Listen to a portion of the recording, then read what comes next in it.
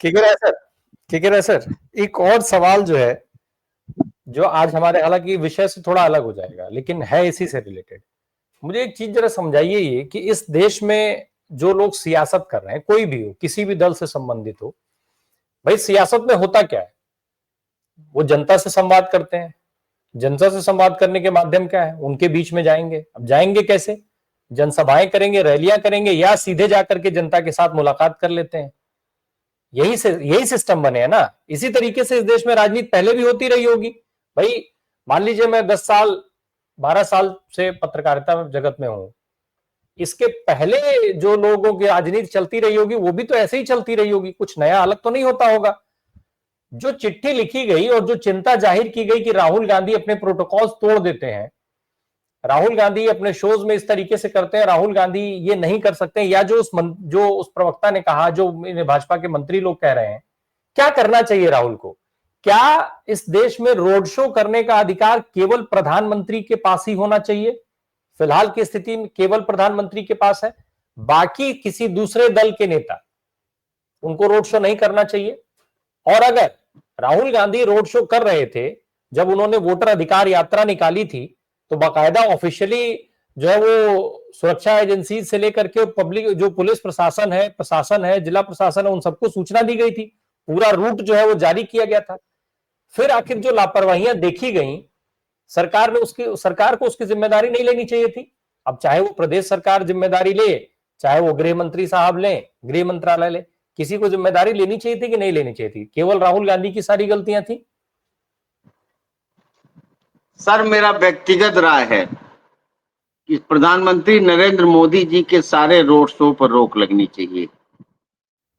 इतना महंगा जीवन जीने वाला, इतनी विलासितापूर्ण जीवन से, कपड़े लत्ते का शौकीन, घड़ी चश्मे का शौकीन, मोबाइल का शौकीन आदमी एक एक रोड शो में करोड़ों रुपया खर्च करता है, सुरक्षा कर्मियों की जान निकल जाती है, जनता को अपार कष्ट का सामना करना पड़ता। और तो और जब हमने वहां देखा कि हमारे पहलगाम के घटना के बाद जो दो हमारी बहादुर आर्मी अफसर सेना को देश को संबोधित कर रही थी, उसमें कर्नल कुरैशी जो मैडम थी, उनके माँ बाप को रोड शो पे खड़ा करके उनसे हाथ हिलवाया जा रहा था, उनसे तिरंगा घुमाया जा रहा था, और ये डिस्ट्रिक्ट मजिस्ट्रेट के आदेश पे हो रहा था।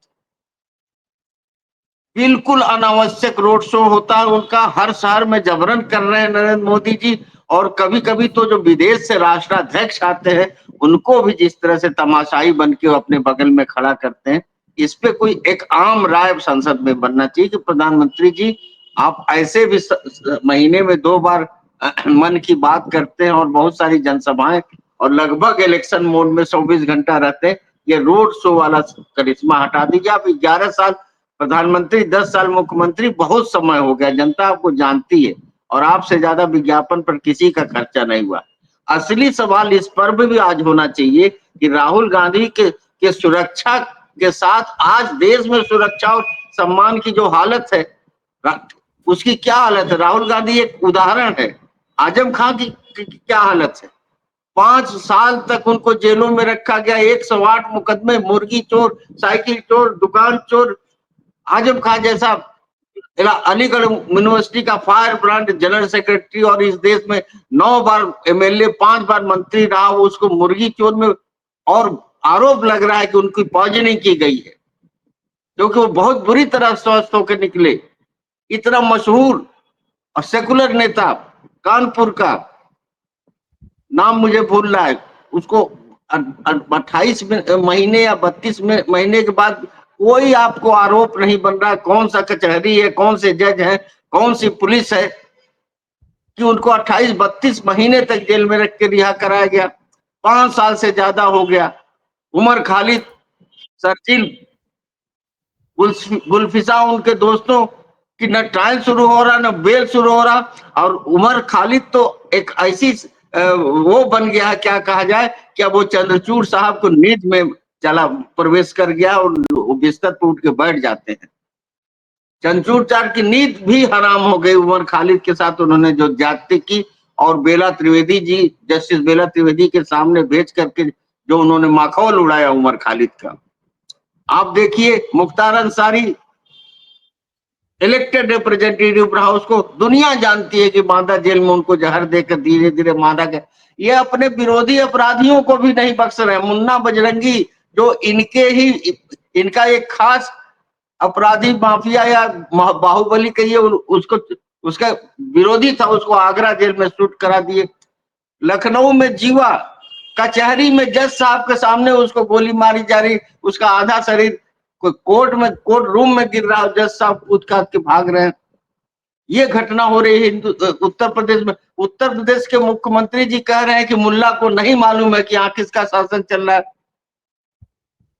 इतने भय के वातावरण में अभी इलाहाबाद में दिल्ली के एक पत्रकार है अजमल साहब अफजल, उनका भाई अकमल विधायक अधिवक्ता है, उसने एक पोस्ट लिख दी। 4 दिन से वो जेल में है, जमानत होने के बावजूद भी परवाना नहीं भेज रही है पुलिस, जिससे उनकी रिहाई हो सके। जो बोल रहा उत्तर प्रदेश में तो लोकतंत्र जैसे सांसें गिन रही, जिस तरह से हाफ इनकाउंटर्स, फुल इनकाउंटर्स, हत्याएं हो रही हैं, जिस तरह से वर्दी की ताकत बढ़ रही, हिरासत में मौतें हो रही हैं। राहुल गांधी इन सवालों को उठाने वाले नेता है। राहुल गांधी उन दरवाजों पे जाने वाले नेता जहां से भूख से मरने वालों के जनाजे निकलते हैं, जिनकी लाशें निकलती हैं। उत्तर प्रदेश में आज भी हाई कोर्ट से भी हमारे जावेद मोहम्मद, जिनको जावेद पंप कहा जाता, उनका घर जमींदोज हो गया, आज तक इंसाफ नहीं मिला।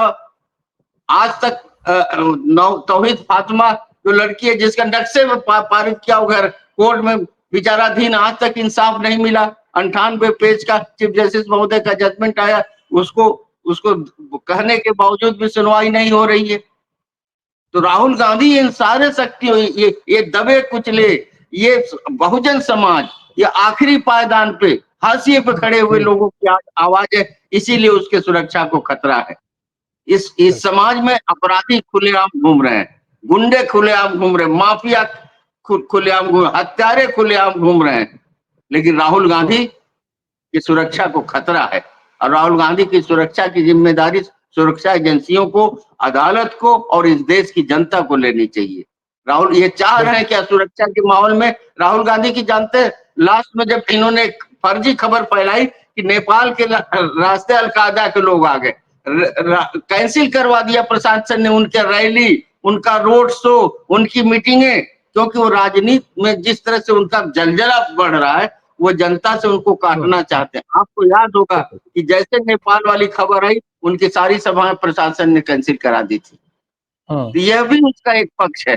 ये जो सुरक्षा का खतरा दिखाकर राहुल गांधी को जनता में जाने से रोकने का भी एक षड्यंत्र है, इसको भी हमको समझना चाहिए।